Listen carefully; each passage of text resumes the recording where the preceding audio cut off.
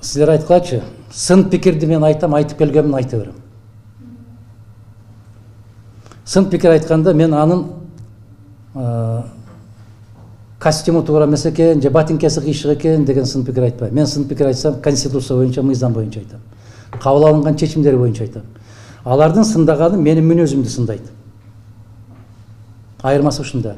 Мен мамлекеттик позициядан сын айтам, алар жеке менин мүнөзүмө асылып сындашат.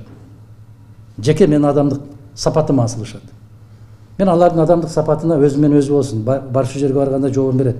Мен алардын кабыл алган чечимине сындайм.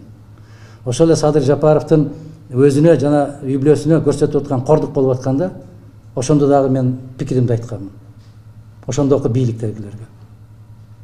Ушунат атасызбы? Садыр Жапаровду жек көрүп, ал менин күндөшүм эмес. Садыр Жапаровдун атасы каза болгондо ошол мен барып топурак салып, ошол жерден катышып келген ишиммен. Мени бирөө милдеттүү кыла алган эмес. Ошол жакка барып көрүнүп калсаңыз, жакшы эмес болуп калат деп мени дагы эскерткен бийликтер болгон ошол жерде. Мага баары бир. Менин каалоом ал.